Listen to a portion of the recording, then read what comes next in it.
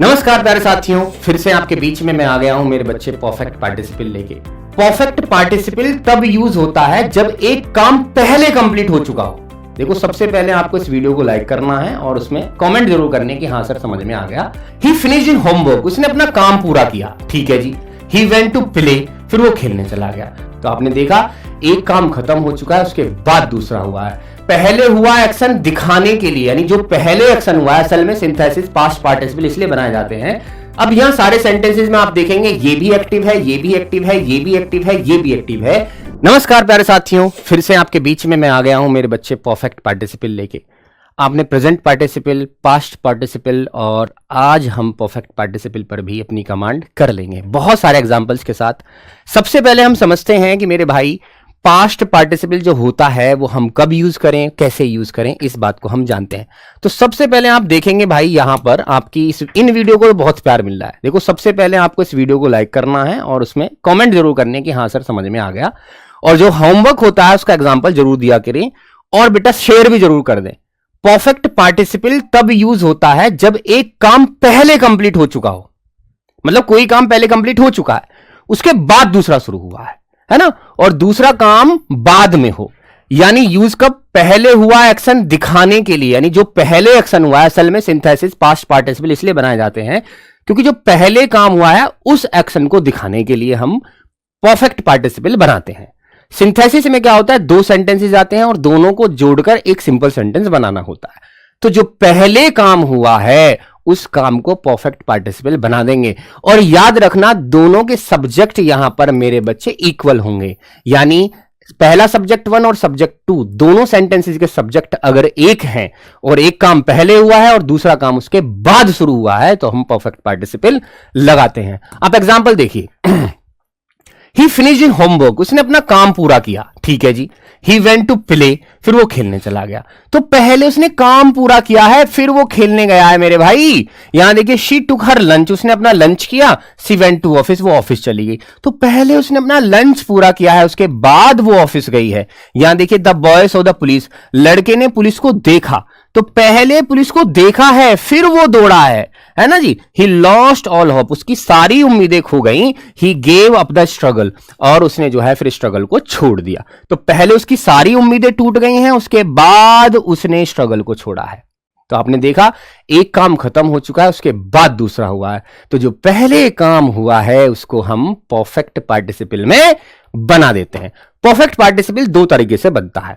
अगर मेरे पास sentence active है तो मैं इसको मेरे भाई हैविंग V3 से बना दूंगा, हैविंग V3। और अगर मेरा सेंटेंस पैसिव है तो फिर मैं उसे मेरे भाई हैविंग बीन V3 से बना दूंगा।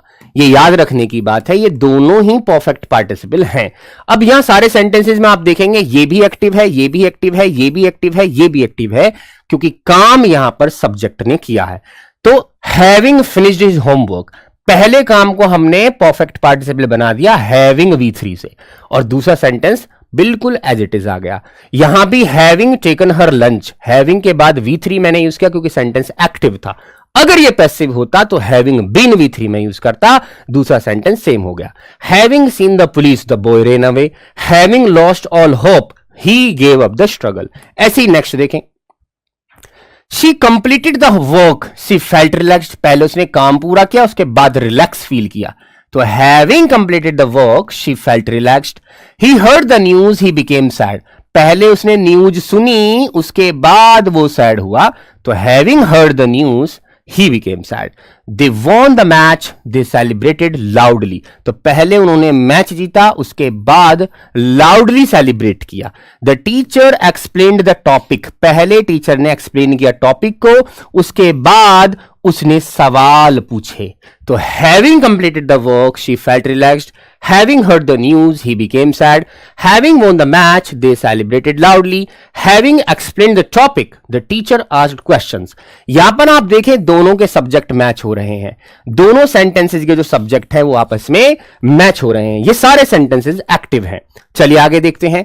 She cleaned the room, she went out. सी ने ही कमरा साफ किया, वही चली गई। तो having cleaned the room, she went out. He missed the bus, he took the taxi. उसने ही तो मिस किया बस को, उसी ने ही टैक्सी ली।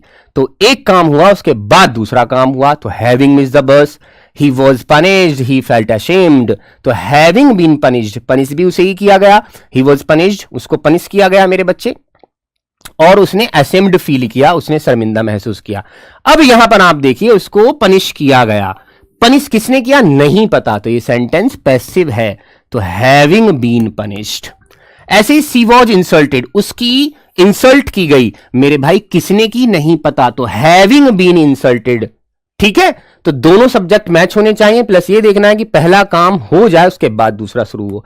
अब सारे आपको यहां पर पैसिव सेंटेंस दिखेंगे। देखिए, the boy was scolded by the teacher, he started crying, having been scolded by the teacher the boy started crying. He was defeated in the match, he lost confidence. तो having been defeated in the match, he lost confidence.